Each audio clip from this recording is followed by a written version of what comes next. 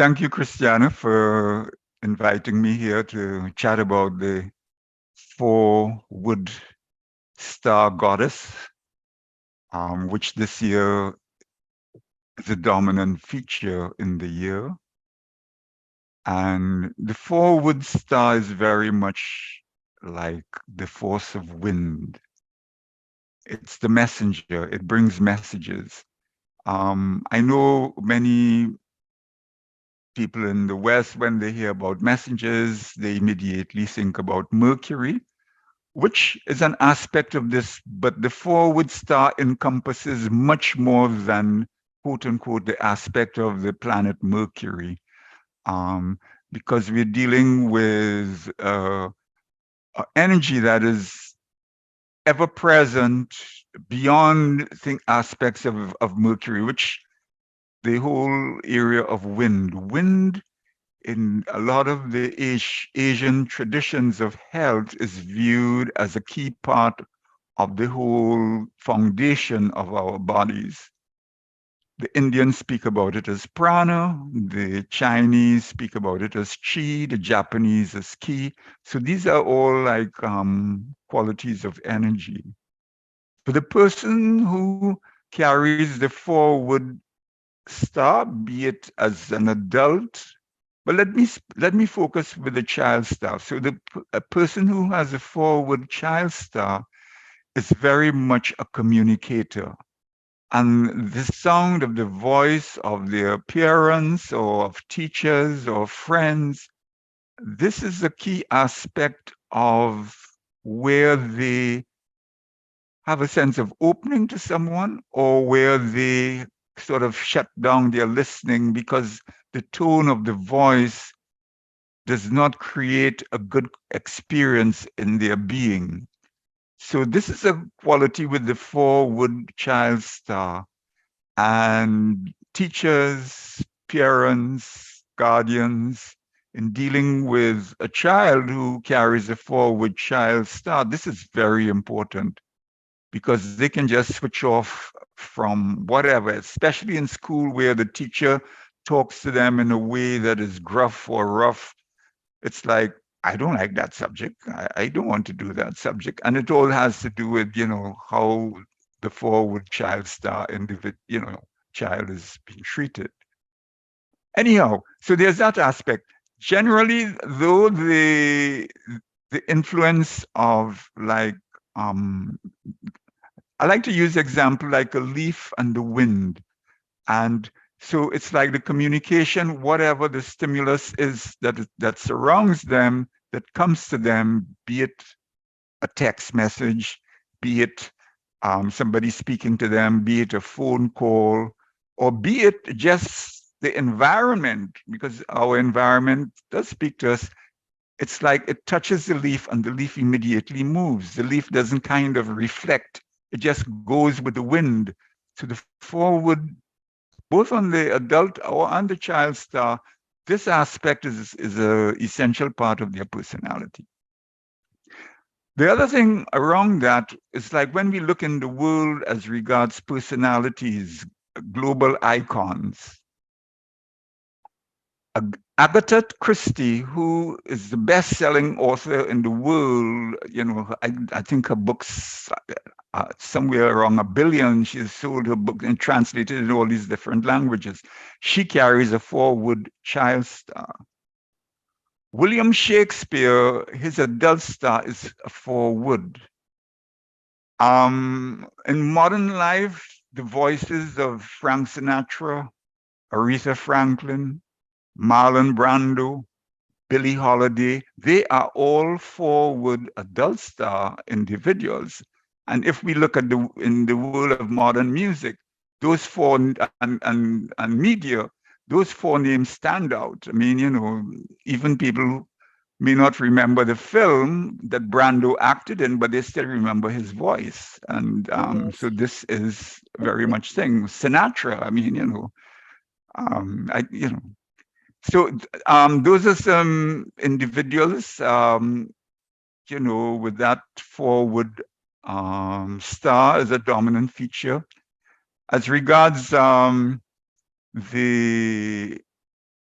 people who have it as a child star, Jane Fonda, massive communicator, major source of influence in the American culture with her views with the Vietnam War, with fitness, with whatever, still around, communicator, incredible communicator.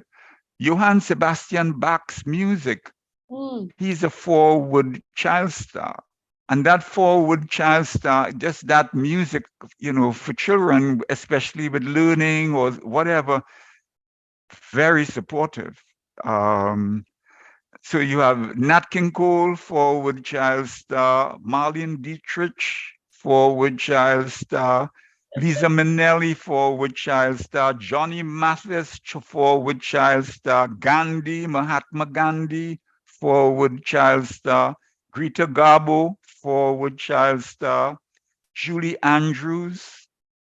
If I'm not mistaken, she's still around, but I think in the last few years she had some operation with her throat, and I think she can no longer sing, which is, that's kind of quite tragic. The jazz musician Coltrane, forward child star. Anyway, so I think the example of these people who, once they are in their zone, quote unquote, with whatever they're doing, they touch us globally. This is just how that is. Wow, Rex, thank you for sharing. My pleasure. My pleasure. Well, and I know we're putting these segments together for our book, The Child Star Code. So this is perfect. And I know that part of the book is to share elements for those who are forward child star, or even if you're a forward adult star. This next bit of our segment is going to be how you can support yourself with a ritual, with something that you can engage in that's very simple, practical, but yet transmutes the space that you're in. So I'm excited. I can't wait to see what you have in store for us. Sure, Christiana. Okay, with the some basic suggestions around the forward star, beta, delta, or child star, and also just generally for all of us this particular year. The organ that the forward star goddess has the core connection with is the gallbladder. So whatever supports the gallbladder's function will create an alignment or a sense of harmony with the energetic quality of this particular year, which is governed by the forward star goddess. So avoiding late night meals, heavy late night meals, the intake of animal food, especially late at night, is not really suggested. It's better, if that is there, to have it more at lunchtime or in the morning. Also, like starting your morning with some warm water with, half a lemon squeezed into it. This can also be supportive to that. I'm not saying to do that every morning, but, it can be something supportive, especially if, your digestive system is not feeling that great when you wake in the morning. But there are also signs of like things are creating challenges for you energetically in your system. Grinding your teeth at night, that is a clear indication that your relationship with the forward star goddess is not a happy one at the moment. A lot of tension in your jaw. This again is also like all indicating like the forward star goddess, you're not in a harmonious dance with her. Tight hips, like, that your hips are very tight and feel very blocked and locked. Again, that's another sign of issues with lack of good communication with the forward star goddess. So a simple ritual aspects, and there are two parts to it. One is to massage your jaw. So, but in saying there are two aspects to it, there's another aspect to it, okay, which creates a level of amplification. The space in which you are doing it in, at some level for you to acknowledge that space. Now, I know that's a strange sentence to put it that way, but to simplify what I mean, it's like if this space is very untidy, tidy it a bit. I'm not telling you to get into a whole cleaning operation, but or if there's something that is very special for you that you have a big connection with, you could, bring it into the space and place it wherever that you like to place it. So that immediately engages space of where you're doing it. So you're starting to take it out of the mundane zone into a more cosmic dimension. And I'm not getting into being a space cadet when I say that. I'm just really being very practical. People who are not even into any of, esoteric types of things, they can immediately feel there's something different in this space. That takes whatever then you do as a ritual into opening other pathways of a deeper healing process, a deeper harmonizing quality.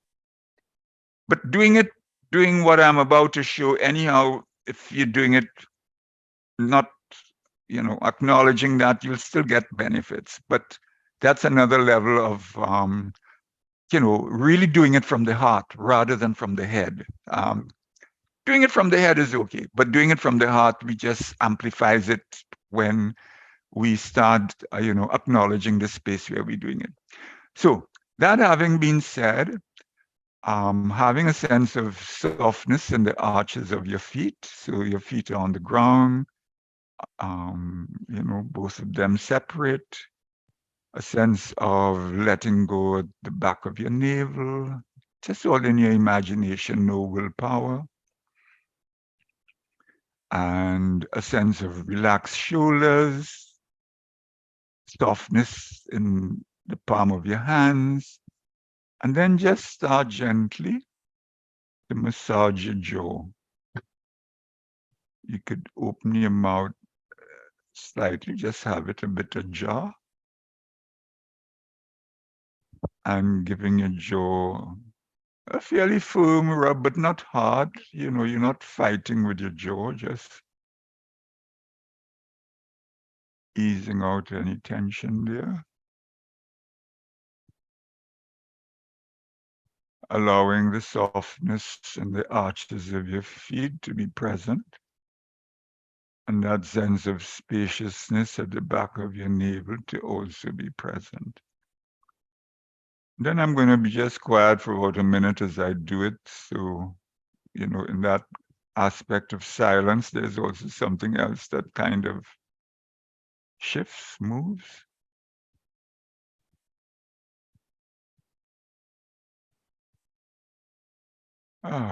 Okay. Then the second aspect about it is in the region of your temple. So when you come, you come to your eyes, corner of your eyes, and you come and you move your middle finger back, and you sort of come into an area in your temple, which is like a bit, like if you kind of just came into a shallow lake. So this is a marma point called Shankar. This is from the Vedic system, and this has a big influence on the gallbladder, on the liver, and also on your emotional state. So if at times, you're angry, upset, whatever, or you have many swings in your emotions, this point can be very supportive. So again, I'll do it, and I'll allow my jaw to be a bit ajar as I do it. Relax shoulders. Softness in the arches of the feet. Spaciousness at the back of your navel. Yeah, I think also the rhythm in my voice has shifted just with this one. And then have a sense of giving thanks for that. And yeah, so those are 2 steps of a ritual with the 4-wood star goddess. It's a bit of magic. What's that, Christiana? It feels like a bit of magic in my space. Ah, okay. That's just wonderful. I could take that with me all day. Yeah, your voice sounds different also. Yes, well, just when you asked us to engage with the space, of course, some of our listeners may never have done that, but you use the word taking the mundane into the cosmic realm. And, I've practiced quite a lot with engaging space. And just you saying that, it was like an immediate, like my perceptual field just kind of widened. And I, could feel further than outside of my head, outside of my body. And yes, that shift from the mundane, amplifying this ritual into the cosmic realm, that's hence why I feel a little bit of magic. Uh-huh. Okay. It feels nice. Thank you. Yeah, and the thing about it, Christiana, it's that simple, and it's about just cultivating a relatedness, about having that type of communication, which is not part of our educational system. None of that is, it's always this. I'm not dismissing that. I mean, the focus, this, get that right, okay. But there's another part too, which is, this stuff. that thing called space.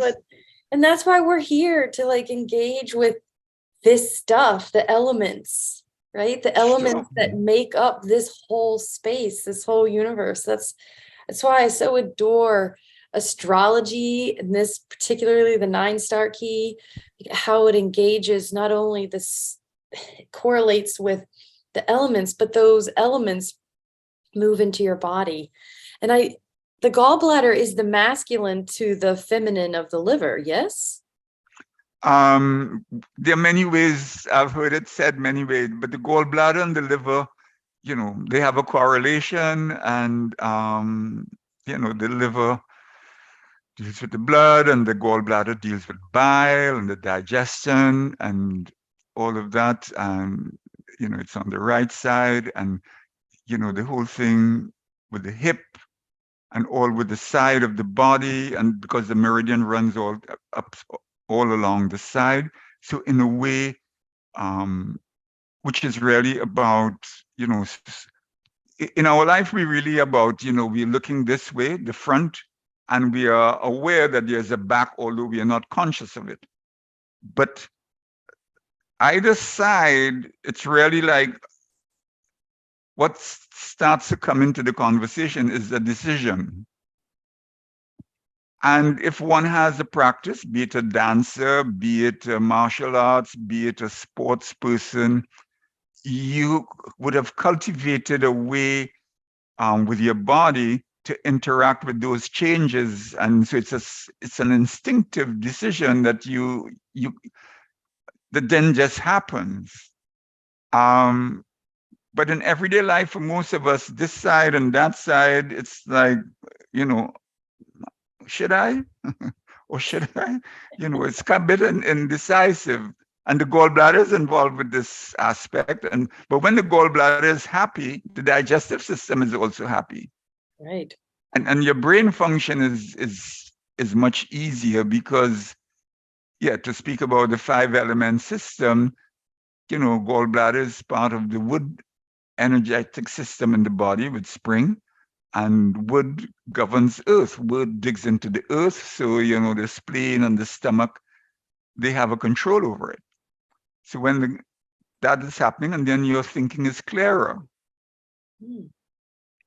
So anyway, just this is just sort of very simple ways of looking at things rather than getting into all fine details. Of course, there are fine details with all kinds of things with what's in blood, bilirubin, and this and that and the other. And of course, it's good to know all those things, but also it's just good to have a kind of an overview and a simple way of engaging with it. Well, thank you for your nuggets of wisdom. And I know for those listening in and those for listening in the future, I'm going to put up here on the screen a little bit of an image so you can see in the book that you wrote, The Alchemy of Time and Your Emotions, which we'll put right here on the screen so you can find that. It's also on our webpage with the Orinoco's Flows community, and you can join our Facebook group, the Orinoco Flows community. And I'll put all of that here in the box and in the description. But this chart that I'm going to put up on the screen just shows you how easily you can identify your child star number. For those who are curious and they want to discover their child star, that's what the Orinoco Flows community offers. A lot of content and material to help just bring, as we did today, more ease, peace of mind, yes, a sense of wellness and wholeness to your being.